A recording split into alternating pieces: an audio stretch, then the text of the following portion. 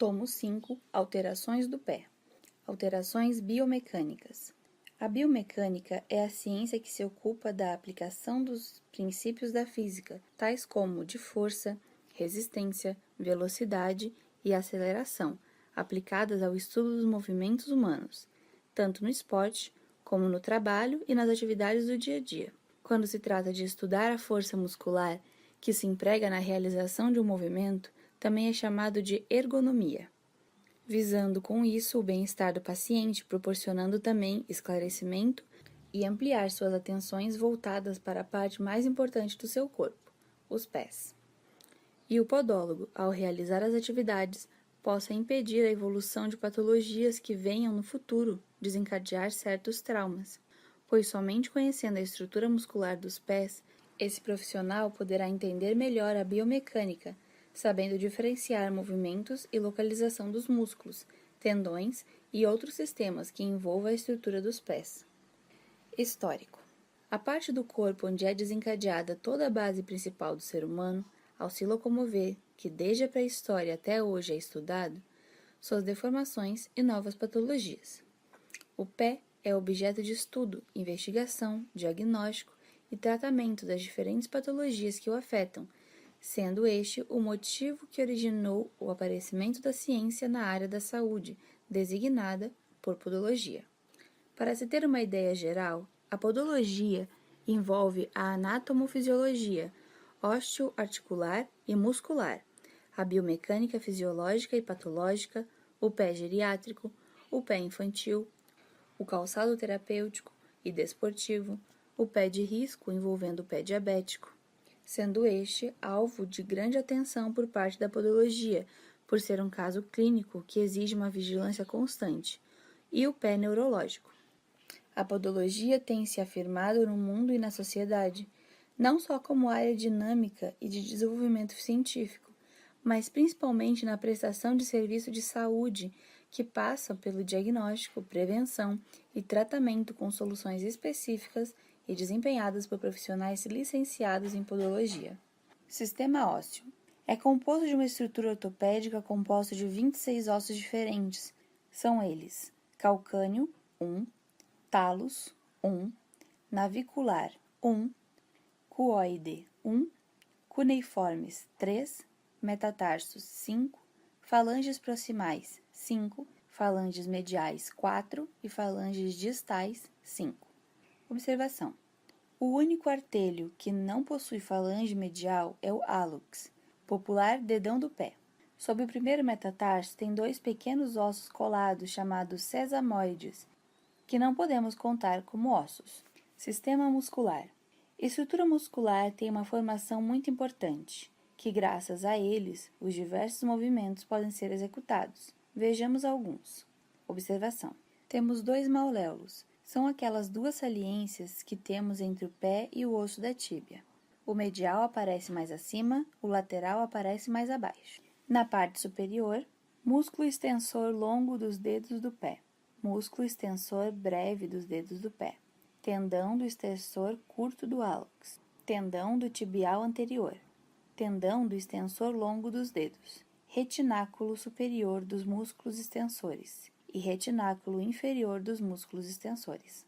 Na parte inferior, bainhas fibrosas nos dedos dos pés, tendão do flexor longo do hálux, aponeurose plantar, músculo abdutor do hálux, músculo flexor curto do hálux, músculos lombricais e ligamento plantar longo.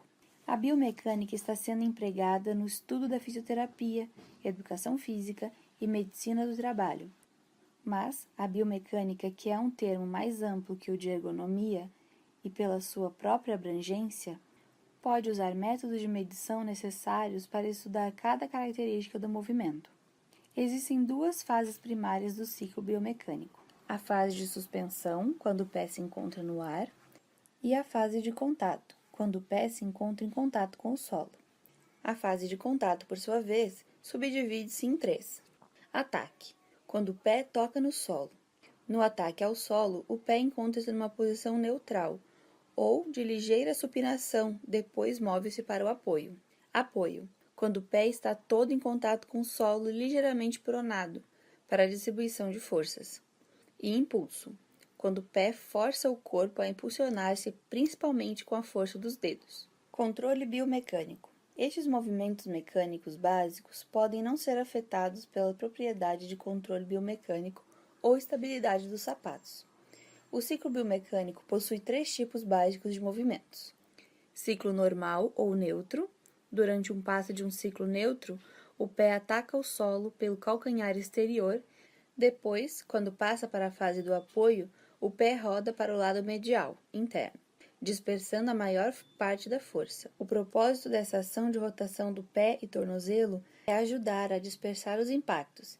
Depois, o ciclo completa-se com o impulso. Pronação. O termo refere-se ao movimento do pé hipermóvel, que rota muito rapidamente para o lado medial, interno do pé. Este movimento provoca muito estresse ao nível do membro inferior, perna e pé. A pronação pode provocar uma série de lesões como tendinites, esporões, etc. Supinação. Este movimento mecânico é o oposto da pronação. Em vez de possuir um pé hipermóvel que roda demasiado para dentro, o supinador possui um pé extremamente rígido e inflexível. Depois do ataque inicial, o peso mantém-se no lado lateral, fora do pé. Como o pé não roda, os impactos não são distribuídos, acabando por afetar o membro inferior. A supinação pode provocar várias lesões, como tendinites, fraturas de estresse, etc. Devido ao fato de não rodarem suficientemente os pés, os pronadores desgastam os sapatos normalmente do lado de fora da estrutura superior. A pressão individual dos pés durante o ciclo pode ser vista através do padrão de desgaste da sola. Normalmente, o calcanhar deve estar gasto do lado lateral e a planta deve estar gasta uniformemente. A severidade da pronação ou supinação poderá ser determinada analisando a inclinação do contraforte ou compactação da sola intermédia, quer do lado medial, quer do lado lateral. No entanto, apesar de ser um bom indicador, não é o único. As palmilhas também poderão fornecer pistas de como o pé se comporta durante o ciclo. Tipos de pés. Existem 3 tipos de pés. O pé cavo. Uma vez que a estrutura do pé é elevada, o pé torna-se mais rígido e tende a não dispersar o impacto bem. O peso tende a ser atirado para o lado lateral, pelo que muitos indivíduos com o pé cavo são supinadores. O pé normal possui uma arcada normal. Pé raso ou pé hipermóvel. O pé raso possui uma arcada longitudinal muito rasa. As pessoas com pé raso tendem a rodar o peso todo rapidamente para o lado medial do pé. A maior parte dos indivíduos com pé raso são pronadores. Acomodação do pé no sapato. Uma vez determinado o sapato que melhor corresponde às necessidades do pé em particular, é necessário que o pé fique bem acomodado neste sapato. Para assegurar a melhor acomodação, devemos certificar que o pé assenta nas partes mais largas do sapato sem sair para os lados. Certificar que o comprimento é adequado, através do método de largura da unha, do cliente, em folga. Os pés são a fundação do corpo. Problemas aqui poderão resultar em problemas na perna, joelho, costas ou anca. Como um podólogo pode ajudar no diagnóstico precoce? É no pé que podem estar algumas das pistas do problema na coluna. O podólogo profissional que trata da saúde dos pés pode auxiliar na identificação desses sinais e encaminhar o cliente para um especialista. O podólogo exerce um importante papel de apoio no diagnóstico precoce de problemas no pé, fazendo o encaminhamento ao ortopedista ou ao fisioterapeuta. O pé tem basicamente 2 funções distintas. Uma em estática, quando o indivíduo se encontra parado e de pé, e outra em dinâmica, quando o indivíduo se encontra em movimento. A função em estática diz respeito à distribuição de forças que o peso do corpo faz incidir sobre os pés. A função em dinâmica é bastante complexa, porque engloba o estudo da mecânica dos pés e todo o corpo, a biomecânica.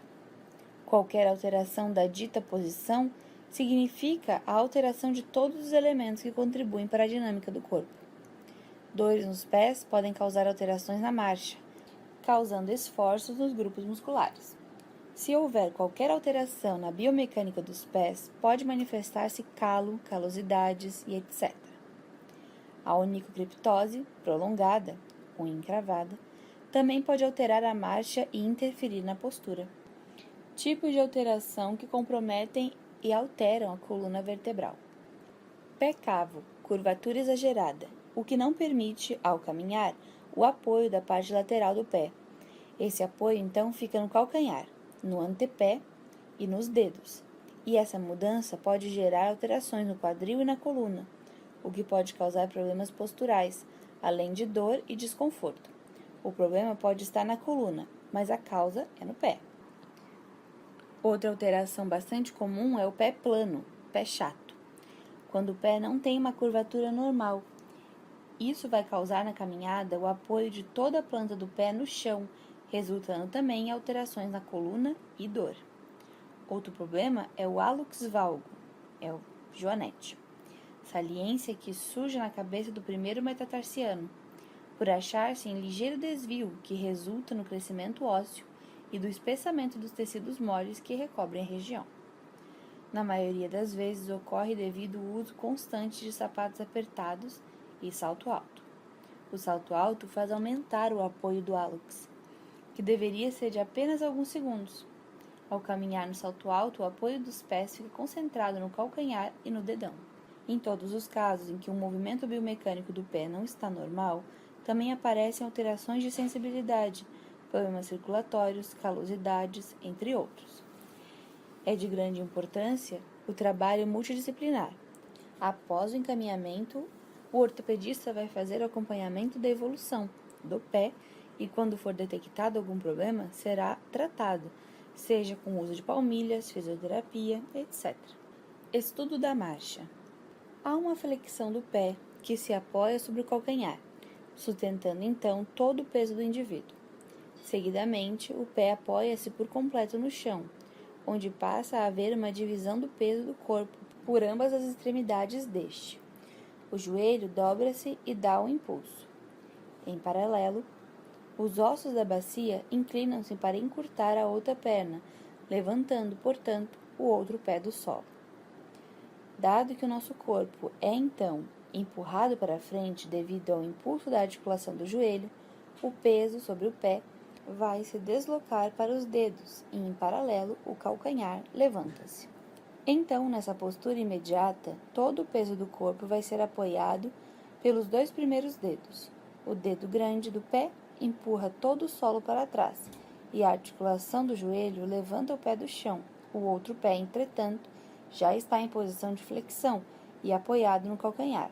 Então, será um novo passo. A marcha normal exige estabilidade, mobilidade, controle motor. Avaliar a marcha corretamente com as avaliações de força, mobilidade passiva, tônus muscular, espaticidade, controle motor, sensibilidade, extensão da base, não deve exceder 5 a 10 centímetros de um calcanhar a outro.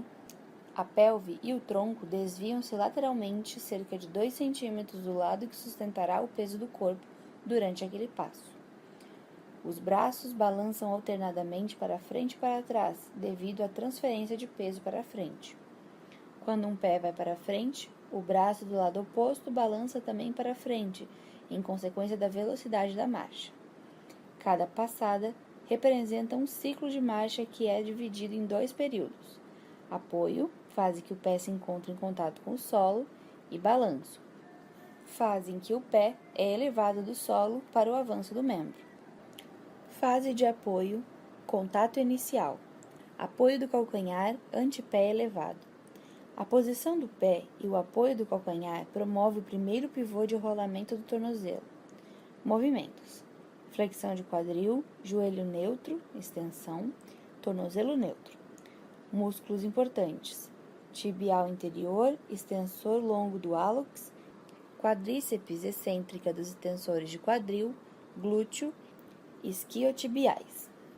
Toque baixo do calcanhar. É um período observado de contato isolado do calcanhar, flexão dorsal inadequada.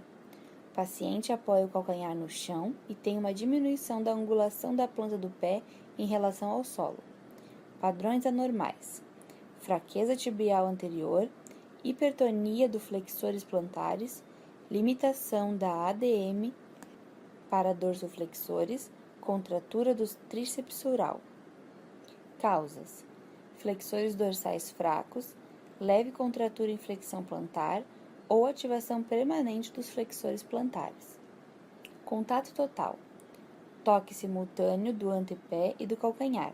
Não há rolamento do calcanhar.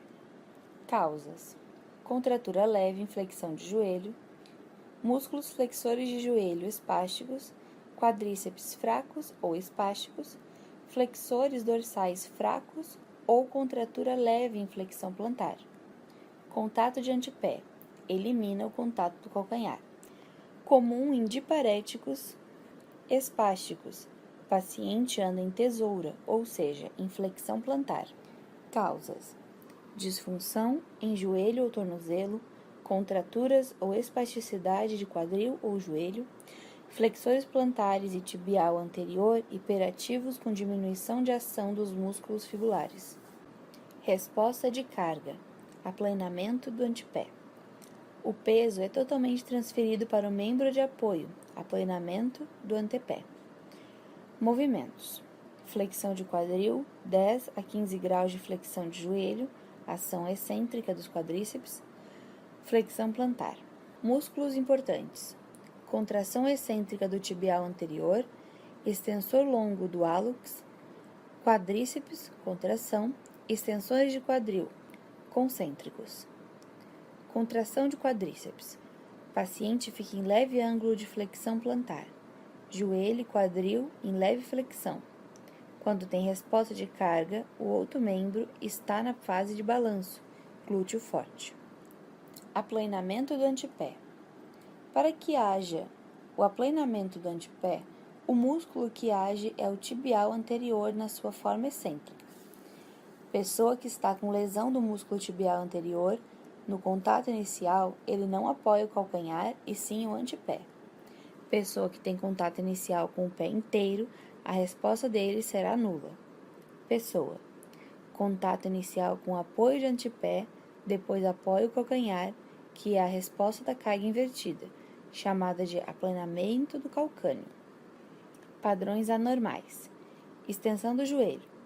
Pacientes com quadríceps fraco deslocam o peso do corpo anteriormente ao eixo da articulação do joelho. Contratura, fraqueza e espasticidade do tríceps sural. Médio apoio: movimento que avança o corpo para frente. Ocorre a ação do pivô de rolamento do tornozelo para avançar o membro sobre o pé estacionado, anteriorização da tíbia. Toda a região plantar do pé permanece em contato com o solo, anteriorizando a tíbia. Movimentos: quadril neutro, extensão do joelho e dorsiflexão. Músculos importantes: ação excêntrica de tríceps sural para controlar a velocidade da dorsiflexão, concêntrica dos extensores do quadril, momento que avança o corpo para frente. Quadril neutro indo para a extensão, joelho em extensão para estabilizar, tornozelo neutro indo para a dorsiflexão. Pivô de rolamento do tornozelo. Tem um movimento do tornozelo. Marcha com órtese e mantém o tornozelo neutro, não tendo o pivô de rolamento. Padrões anormais: desprendimento prematuro do calcâneo, devido à contratura ou espasticidade dos flexores plantares. Quando começa avançado o corpo para frente, ele tira o calcanhar do chão, podendo ser por limitação do ADM, da dorsiflexão, hipertonia do tríceps sural ou hiperextensão do joelho. Não tem um movimento isométrico dos quadríceps, por isso que só aparece nessa fase. Flexão de joelho. Quando a flexão dorsal está aumentada, a tíbia move-se para frente, induzindo a flexão do joelho, aumentando a demanda para o quadríceps, que ao final pode induzir a elevação do calcanhar. hiperextensão do joelho, fraqueza dos quadríceps. Apoio terminal. Avança o corpo para frente e retirada do calcânio. O avanço do corpo para frente do pé. Movimentos: extensão de quadril, extensão de joelho, flexão plantar, desprendimento do calcânio. Músculos importantes: gastrocnêmios, sóleo, flexor longo do hálux, isquiotibiais, quadril e joelhos em extensão, tornozelo em flexão plantar. Tríceps sural age concentricamente. Quem age muito é o quadríceps. Padrões anormais: contato prolongado do calcanhar, fraqueza dos músculos flexores plantares. O pé fica inteiro apoiado no chão, porque não tem força no tríceps sural para fazer o movimento. Pré-balanço. Momento final antes de tirar o pé do chão. Momento final da fase de apoio. Tem o aumento da flexão plantar. Movimentos: flexão do quadril, inicia a flexão de joelho 35 a 40 graus, com desprendimento dos dedos e avanço do membro, máxima flexão plantar. Músculos importantes: tríceps sural, isquiotibiais, flexor longo dos dedos, quadríceps, excêntrico e concêntrico. Fase de balanço.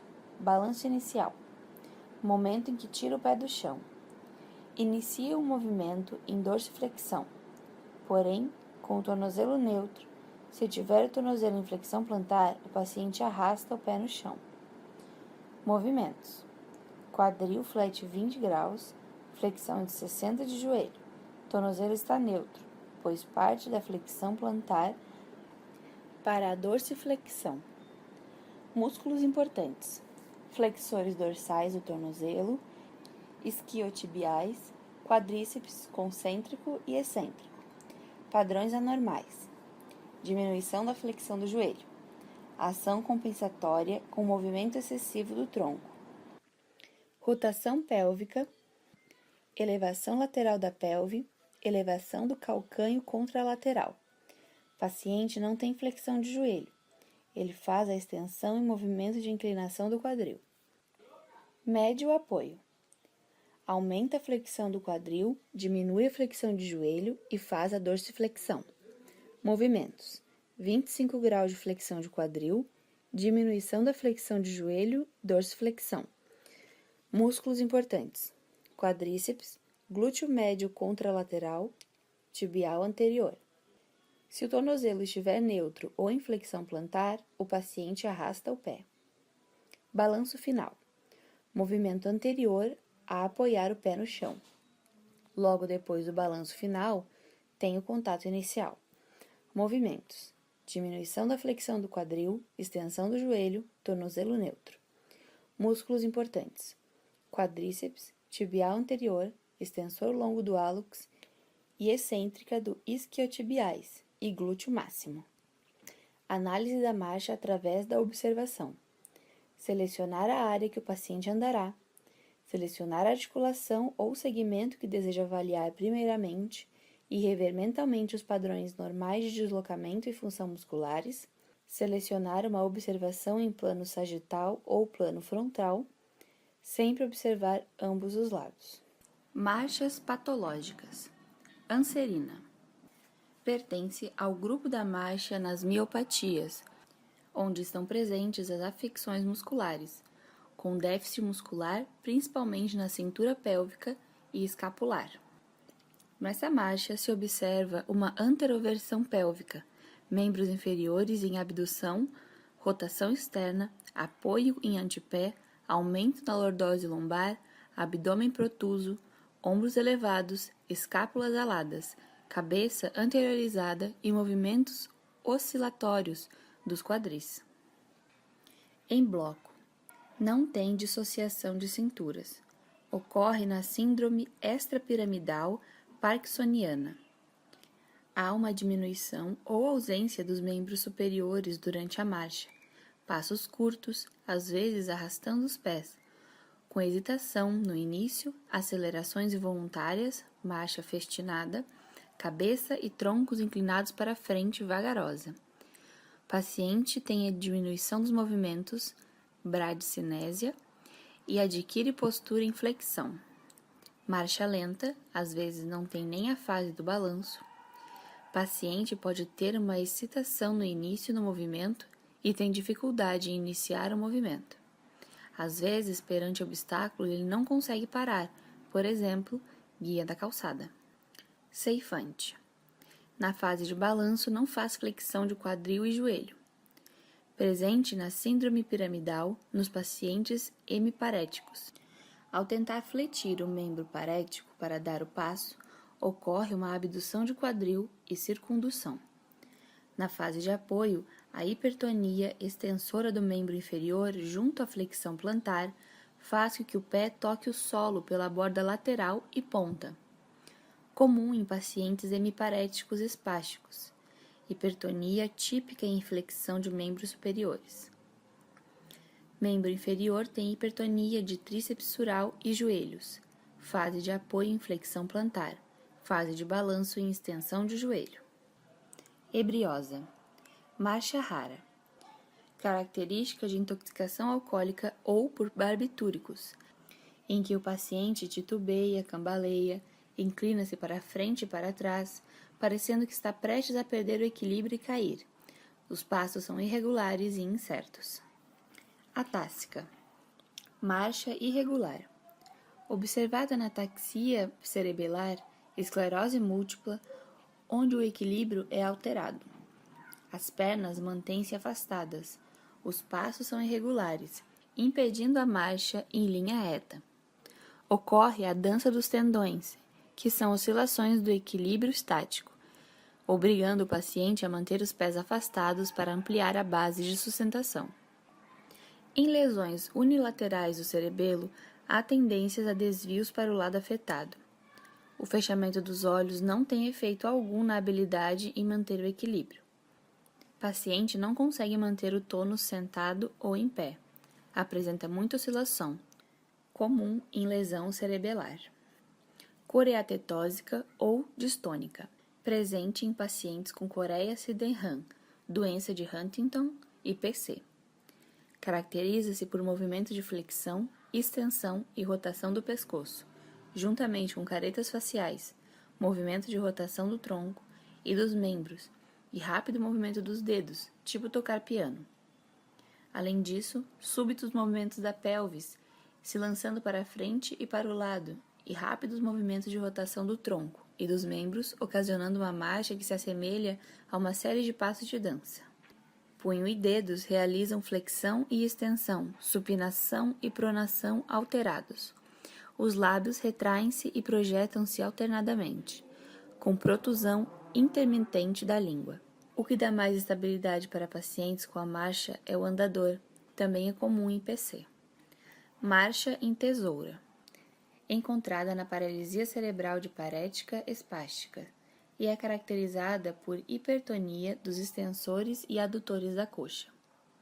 A marcha ocorre com passos curtos, joelhos unidos podendo entrecruzá-los, com grande dificuldade, e às vezes o paciente faz uso de muletas canadenses. É uma marcha instável, a maioria deambula. Adução de coxa, rotação interna e flexão plantar. Só faz aplicação de botox e tenotomia quando há contratura. Por que as pessoas têm alteração da marcha? A interrupção da função normal introduz limitações que requerem ação compensatória. O potencial de cada paciente para a marcha funcional varia com a natureza e com a gravidade da patologia primária, e também com sua capacidade de utilizar a função residual para a ação substituta. A compensação depende da força muscular, controle motor, mobilidade articular e capacidade sensorial residuais. O padrão em marcha resultante é uma mistura de desvios causados pela disfunção primária, assim como o movimento compensatório ditado pela função residual.